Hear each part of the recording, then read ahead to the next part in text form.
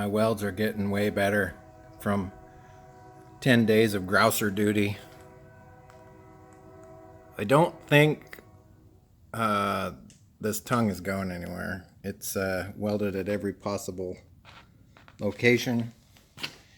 I even took a couple pieces of leftover plate from these and just boogered the heck out of that with a giant weld right in the center there. So those welds are pretty. Those welds are pretty. The welds in here are ugly. I just filled that area full of stainless wire. The tip was going bad, so I just let her rip until the tip clogged up. But I'm really happy with how this is turning out. Dave, you were suggesting some anti-torsional braces. I added them, however, they're not really necessary, and let me show you why. On the M1083 bed, there is a beam up front that looks just like this. That beam is gonna sit 12 inches from here, so it'll sit somewhere out here, which will also get tied into and welded onto the tongue here. So food for thought. And then you'll have the boxes are 18 inches, so they'll probably sit out to here, and that gives me just enough room to open the boxes without hitting that tongue jack, hopefully. That's a 7,000 pound tongue jack.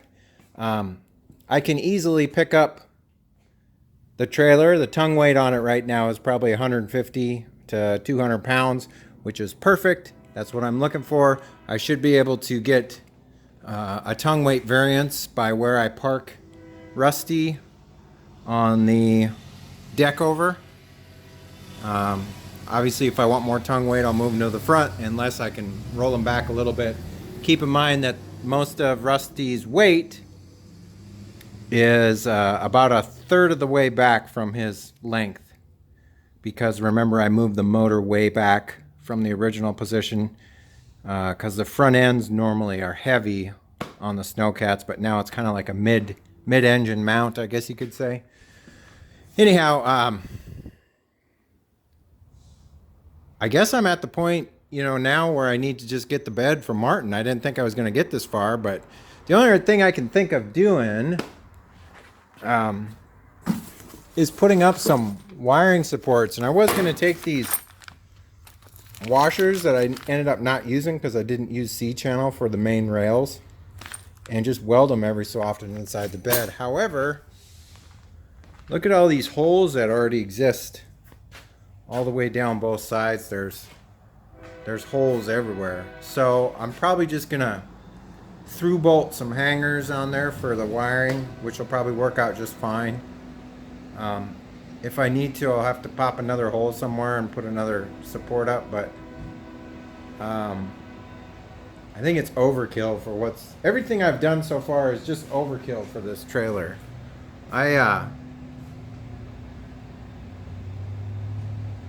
All of this stuff is crazy. I added these gussets. This is nuts. The fact that these beams are 3/8 thick is just mind-boggling.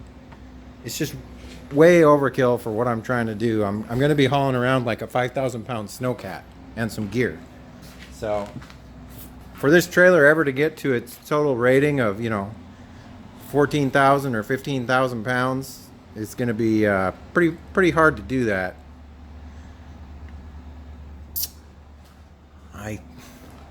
I think there's one other thing I wanted to share with you guys. So you see the channel here?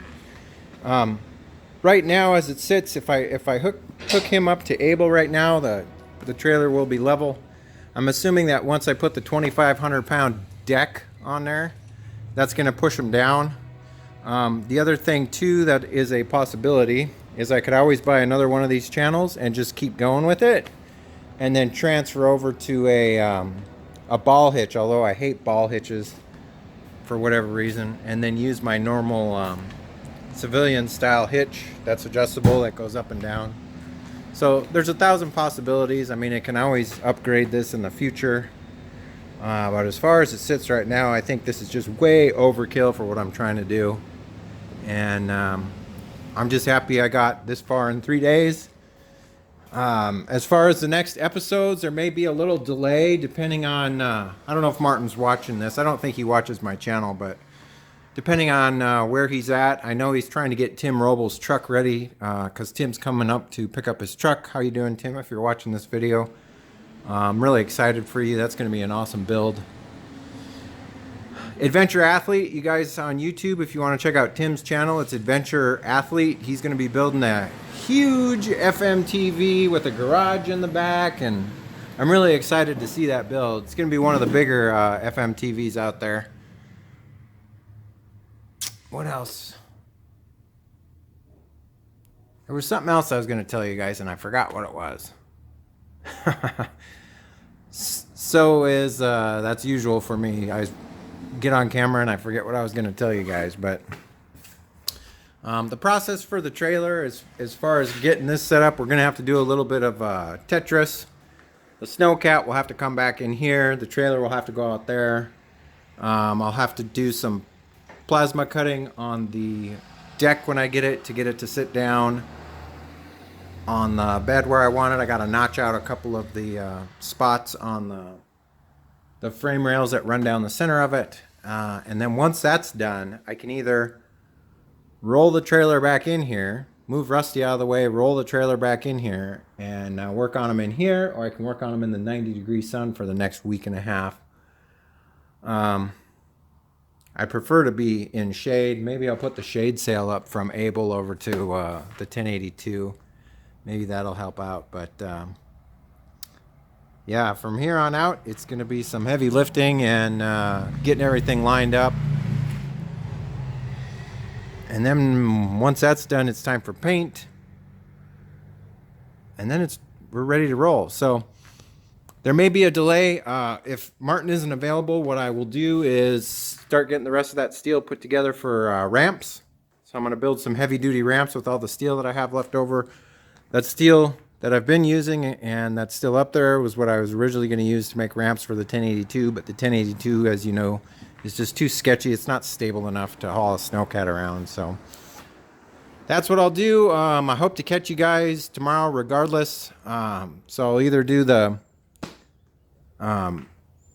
ramps, or I'll be out here just probably wire wheeling the spots that I know the trailer or the deck over is going to touch. So that'll eliminate some of the work there. But other than that, I think that's probably going to be it for this episode, guys. If you like this episode, give me a thumbs up. If you are not subscribed yet, I'd love to have you as a subscriber. We are going to have a new adventure series coming up. It'll be Adventures with Rusty and Abel. You're not going to want to miss that. We're gonna have a break-in, a motor break-in at Helicool's Helipad coming up. So the sooner I get the trailer done, the sooner I can relax and play. And hopefully nothing breaks on Rusty when we take him out for the first time. But other than that, guys, I hope you're staying safe. Take care of each other, and I'll catch you next time. See you later. Bye-bye.